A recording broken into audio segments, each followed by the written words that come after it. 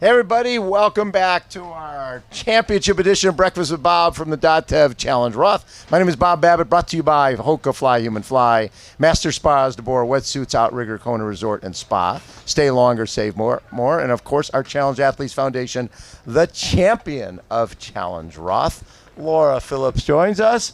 Laura, what a race you had yesterday. That was so special. Yeah, thank you very much. It was truly what I was dreaming of, to have a race where I could really smile pretty much the whole way.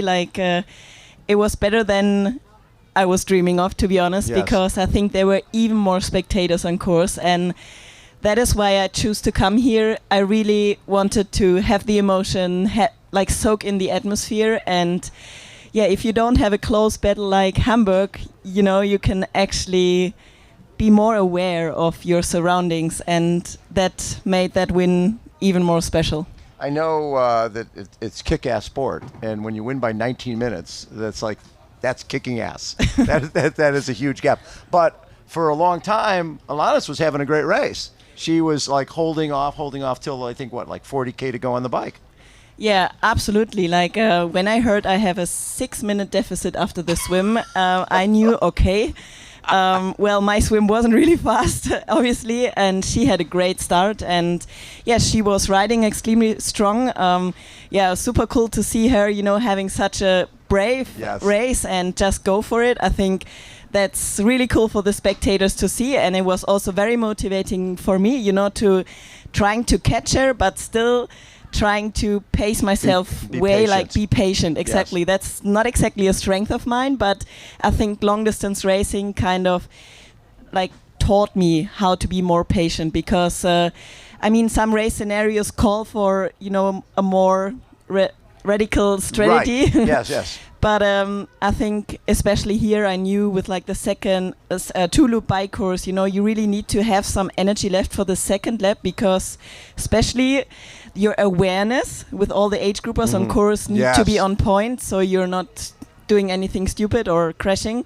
So I think I did a good job in being patient and just trying to slowly close the gap. But in the beginning I wasn't sure if I could, because she was doing such a strong job. But it was good to get some information from the outside, that it's slowly coming down. Obviously, that always helps you just to confidence. Be in a positive mindset and just do your thing. So when I'm watching you 2 years ago, you're third, last year second, this year first. You've won Hamburg and Roth. I don't know if anybody's ever won Hamburg, Roth, and Kona in the same year. Well, I think nobody ever won the world champs, the European champs, and then Roth. But that was probably mainly because it was in the past always Frankfurt, and then it was just a week between. Yes. Right. But now, since we have Hamburg, or at least 2 European championships. At least there, I'm the first one. You're the first one to do that. To do it. But and then you'd be the first one if you win Kona. Then you get the triple, and and then you get 2 in a row. That would truly be most likely the perfect, That's the ultimate kick-ass season. Yes. Yeah, you need to dream big, in order to execute, maybe. It's 2:43 marathon. You just looked so easy during that marathon. Now you ran 2:38 in Hamburg. It was hot, right? It was pretty hot here. So in knowing you had a big lead, I'm assuming you're okay, it's a long season. Kona's still there. There's no reason to dig any deeper than this. Yeah, but then on the other side, the atmosphere was so great, and the people are pushing you. Yes, they are. And I also have something that I call kind of my lock-in speed, where you're just in the zone. Right. And maybe I didn't push to the limit, but I was still, trying to show a strong performance. And I would definitely call this year's Roth edition the dusty edition. It was so dusty. It started, dusty? Yeah, just the air was so dry, and on the canal, there was all this dust in the air.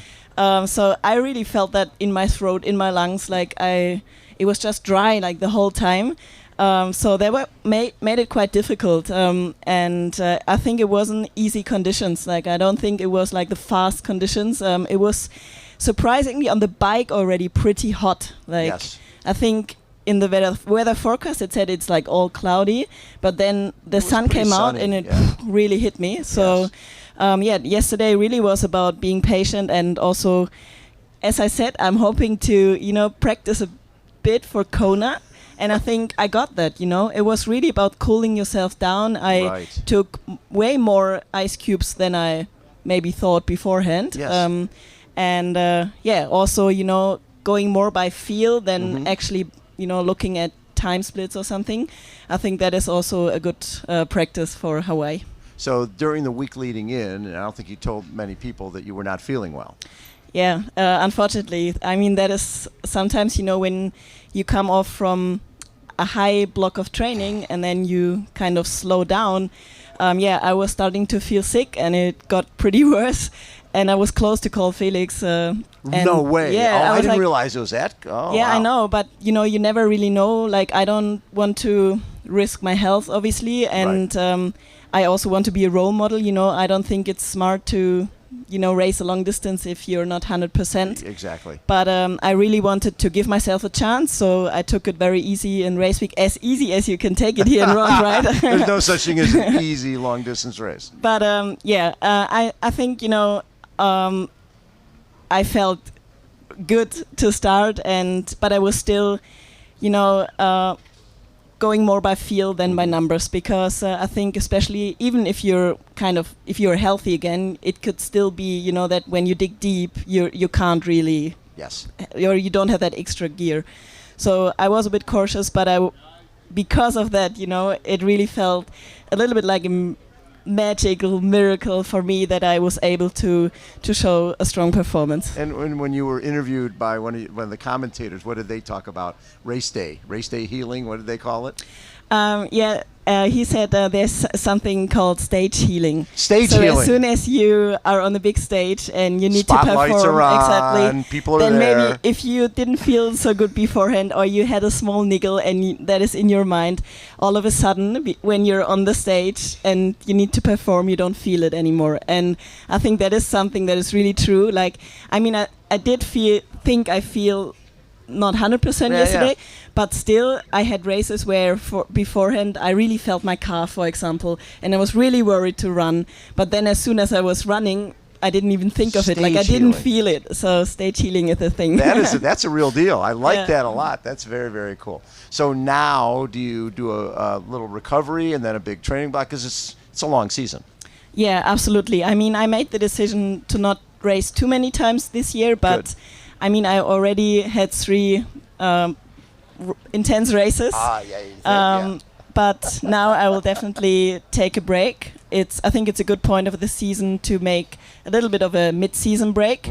Fully recover and then start the build towards Hawaii. So what I love last year when you were doing a lot of shorter things like London T100 and San Francisco T100, and still 4th, 3rd against world-class fields when that's not your specialty. Your specialty is longer, and you're doing so well. Do you think that all that speed has helped for this year? Because you're running the longer distances so well. Yeah, I definitely think so. You need to have the foot speed also over shorter distances. I mean, maybe with my strengths and weaknesses, I'm not the favorite for like the T100 races and so on, but I was still surprised that I could do some nice placings on the series, because we had athletes that fully focused on racing T100, and obviously their training will look a little bit different.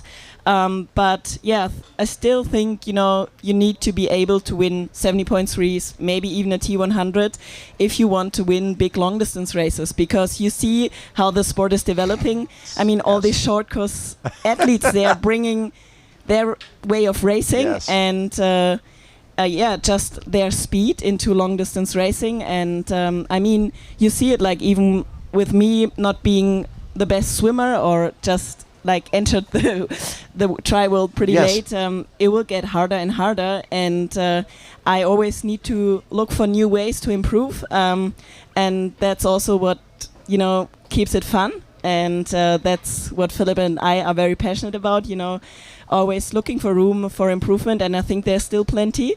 And hopefully, there are still a few things we can work on towards Hawaii. I love it. Well, we'll probably next time we'll see each other is Hawaii. So until then, stay healthy. No more niggles. Thank you so much, Bob. And I hope I will see you at the Champions Edition after the race. Yes, as well. we will definitely be at the Four Seasons doing that. That would be That'd so cool. That's the always best. so special. You bring. I love after the race. You're freezing after all the interviews, and there's all these little kids, and they want your autograph. And it would have been very easy for you to go, I don't feel good right now. I'm freezing my butt off. I just did a iron distance race. I just did Challenge Roth.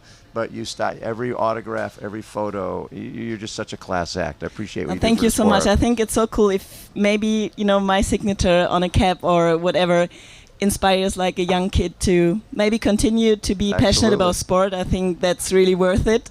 And it's also crazy, I felt so hot during the whole race. And then 30 minutes later I'm shivering. So that really just shows, what it does to your body. It really does. Yeah, it's crazy. I remember last year too. Everybody was in blankets and everything. But last year it was cold. It was cold throughout the day. Yeah, yes. It was a way cooler day. It was a way cooler day. Love it. Laura, congratulations. Thank Our you. champion. How about a round of applause? Thank you so much. Challenge Roth champion, Laura Philipp. Hold on, everybody. We will be right back.